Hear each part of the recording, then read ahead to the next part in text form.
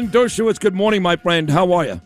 Good morning. You and I have to get together and give Benjamin Netanyahu the biggest New York welcome any prime minister has ever gotten. We have to put together hundreds of thousands of people welcoming him to New York and saying Mamdani does not speak for the people of New York.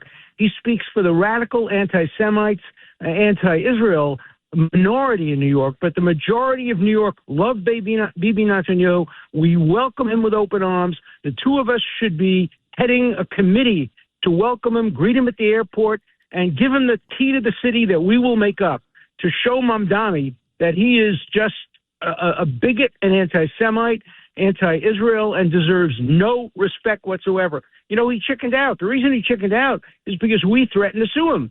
We were getting ready to sue the son of a bitch. But he said, no, now I'm backing away. I'm just saying we're not going to welcome him. No. The guy is a chicken, and the guy has no guts and no courage, and he's a bigot. So let's welcome Bibi. I love what you just said, Alan. I actually screamed, says who again this morning when Mamdani tried to speak for you and me. And you and I are going to do that. I know that he's a very close friend of yours. Him and I are getting closer and closer. He was on this show last Monday. You know, I remember. Really, yeah, this whole firestorm started when I asked him the question on this show 9 days ago about Mamdani, and I saw him 3 weeks ago. So, you know, I talked to Mensa, I talked to Pierre Falk and all these great people. And when he comes here in September to speak at the UN, I think that's a great idea. He should be welcomed at the airport by you and I. Let's do that.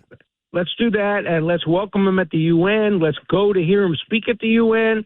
Let's cheer him when he speaks. Let's show a New York welcome, and let's bring well-known people to join us and make sure that Mamdani, the bigot, doesn't speak for the good people of New York. I was so happy that President Trump came out a couple of days ago because, you know, and I was in Israel just a couple of weeks ago, and I spoke the same night as Bibi. He was right there in front of me, Bibi, Huckabee, Levin, all of us. And Israelis were getting very wobbly, Alan, as you know, with Trump because he was kind of bad-mouthing Bibi and Israel and seemingly taking the sides of Turkey and Iran. They were getting wobbly. But I spoke to Alex Trayman this morning in Jerusalem, and when Trump came out a couple of days ago and said, Mamdani's arresting nobody. Bibi's a friend. He's an ally. Israel does a great job. I think a lot of the people in Israel restored their faith in our guy, President Trump. I agree with you. And let's remember, too, that the man who issued the indictment, Khan, is a rapist. A rapist. He's credible testimony has presented him as a rapist. And the only reason he issued, I was involved in this. I was planning Khan coming to Israel to meet with Netanyahu and then to go to the Gaza and look for himself. And then he gets accused of rape, and he's told, by the way, if you issue arrest warrants without going to Israel, without looking at the evidence, maybe it'll deflect attention away from the charges of rape. And now he's being investigated, Khan, by the ICC itself and will probably be fired. So, you know, the arrest warrants themselves are totally invalid. Of course, the United States is not part of the International Criminal Court and should never be part of the International Criminal Court. It is a corrupt organization, anti-American organization, anti-Western, anti-Israel organization, and nobody should pay any attention to ICC at this point in time unless it gets new leadership and changes its course. And as you know, I've been one of Bibi's lawyers right from the beginning. And when he first was going to come to New York and they were going to arrest him, I was going to walk with him down the street. If they want to arrest him, they have to get past me first. I'll do the same thing this time. And I've written to Bibi and told him about my offer to do this pro bono. I love that. He loves you so much. Suzanne Miller's got our back, too. You'll be there, Suzanne. I do want to ask you, though, you know, you said you're already starting to get involved with maybe suing Mamdani, because a guy came up to me last night. I was speaking at some event for a local politician, and he said, Sid, I was told today that, you know, we can sue Mamdani just for saying he was going to arrest Bibi Netanyahu. Is that true? That's true. You can get an injunction against him based on his threat to arrest. Also, there's a possibility that he conspired with others to violate the civil rights of Benjamin Netanyahu. You don't have to be an American citizen to have your civil rights violated. If you're a guest of America, you have civil liberties and civil rights. So there are possible criminal, possible civil charges.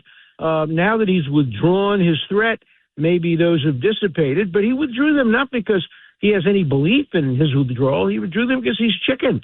He would do them because he doesn't want to be sued. He doesn't want to be criminally prosecuted. I know, but why can't we sue him anyway? You know what he's caused here? Just doing what he did the last couple of days in a city where anti-Semitism is on the rise. Can't we say it's too late? We're going to sue him anyway? It's possible, but I think his likelihood of being successfully sued has been reduced by his now claim he's not going to do it. Right. But, he can also be sued for defamation. I mean, he's calling Bibi a war criminal. He's not a war criminal. Bibi there have been a lower ratio of civilian to combatant deaths in Israel than in any comparable war in history. Anybody who accuses Israel of war crimes or genocide is either a fool, a knave, or a bigot, or all three of them. Israel is not guilty of any such thing. It has had a better record of protecting civilians than virtually any country in modern history. But to focus on Israel, not even to look at Sudan or Russia or China, it's just international anti-Semitism and bigotry, and that's what Mamdani is guilty of. He is a vicious anti-Semite. He, along with his wife and others in the administration. His father. And by the way, Brad Lander belongs in that category, a Jewish anti-Semite. Yep. Of course, some of the Jews are the worst. Bernie Sanders, Jamie Raskin, the 2026 version of Chuck Schumer used to be a decent guy. So on the way on, you know that 7,000 Jews voted for Adolf Hitler in 1932, and these guys would have been among them. Right. They don't understand. Virtually every Jew who voted for Hitler was then killed in the death camps.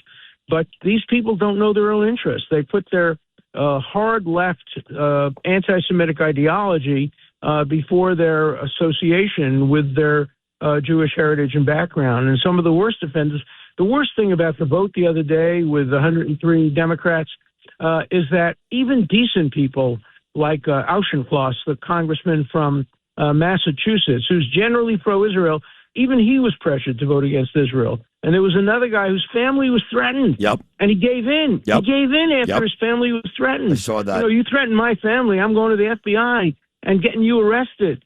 So, let's fight back. Let's never sit silently by as our people are maligned and condemned. So let's join together and greet Netanyahu, show the people of the United States and the world that New York loves Israel, New York loves Netanyahu. You can be critical of some of his policies. That's one thing.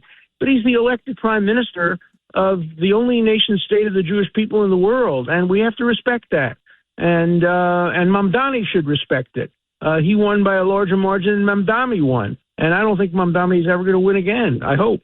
Oh, God, I hope not. Well, I hope you're right. Either way, what an honor it would be for me to be with you and Bibi in the same spot. So let's continue this. Do it. All right. I love you, Alan. Thank you. Thank you, buddy. Take care. Take care. That's the great Alan Dershowitz. He's got to run. He's got an 8:55. But just the greatest, Alan Dershowitz. And he's serious, and so am I.